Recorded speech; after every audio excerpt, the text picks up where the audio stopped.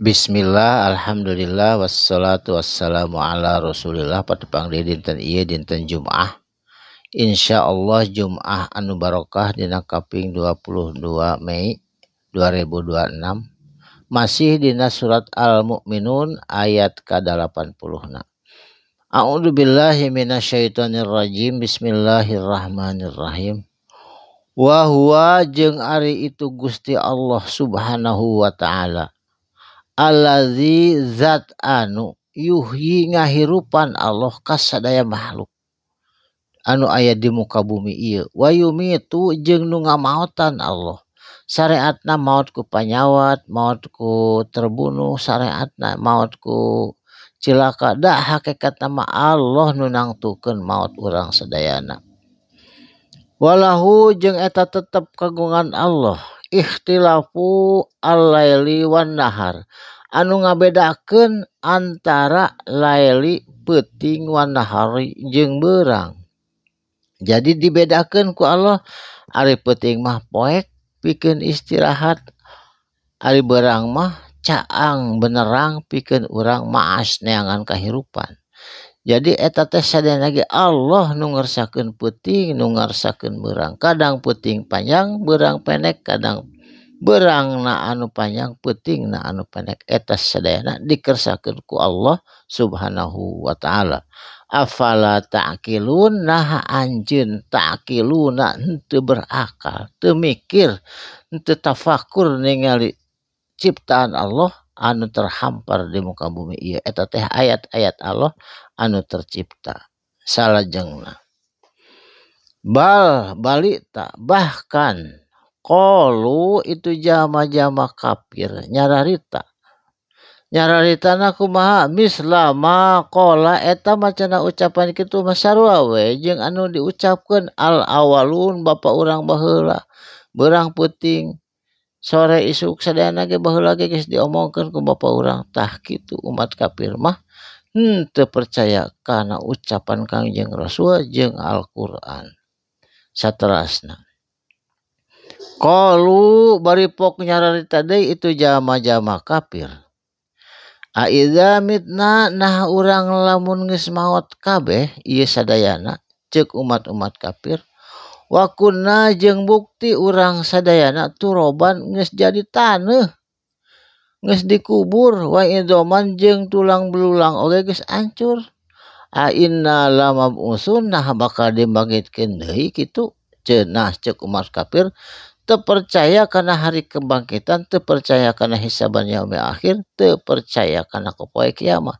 Jadi disangkana mah hirup teh di dunia wungkul, teu aya kahirupan engke nu langgeng di akhirat. Kitu teu acan aya akalna umat kafir, margi anjeunna masih keneh kaayaan bodoh. Saterasna laqad u'idna jeung sanyana wa'idna geus dijanjikeun ka urang sadayana cenah ti Muhammad, nahnu kana yen urang sadayana wa abauna jeung bapa urang kabeh nu baheula haza anu ieu ayeuna min qablu jeung nu baheula ti samemehna. In hadza sanyana ari ieu ucapan Kangjeng Rasul saur manehna ila asatirul awalin, kajaba ieu teh dongeng awalina anu baheula. Teu aya bedana ieu mah dongeng nu baheula lah bapa urang kieu cenah kitu. Teu percanten kana risalah anu dicanang ku Kangjeng Nabi Muhammad tegasna Al-Qur'an. Saterasna kul bejakeun ku anjeun Muhammad saur Allah Subhanahu wa taala. Limanil ardu, saha nu ngagaduhan muka bumi, wa ma fiha jeung saha anu ngurus ngaturna fiha itu muka bumi. Muka bumi sadayana teh nu ngurus ngaturna teh saha? Nu nyieunkeun beurang, peuting, rezeki, hujan, angin, cai anu bersih, cai anu asin nyata lautan, eta teh saha anu nyiptakeun anu ngajadikeunana.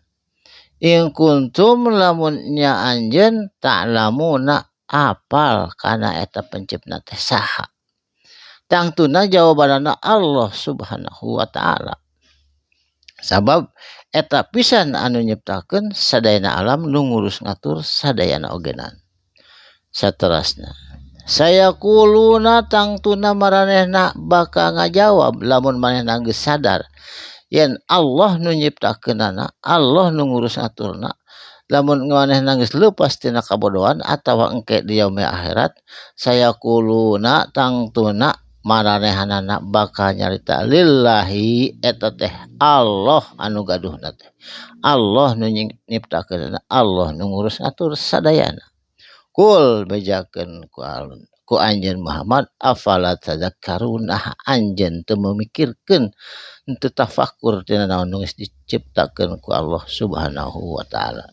Jadi lain maca Quran hungkul tapi urang teh kudu maca naon anu tos diciptakeun ku Allah, tegasna tafakur di sisi pantai ningali lautan anu berhampar, tafakur di gunung, tafakur di mana bae ningali ayat-ayat Allah anu tercipta.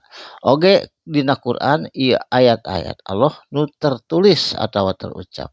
Tah sadayana oge eta teh kakawasaan Allah nu dipaparinkeun ka urang sadayana. Barakallahu li wa lakum. Shadaqallahul azim. Wassalamualaikum warahmatullahi wabarakatuh.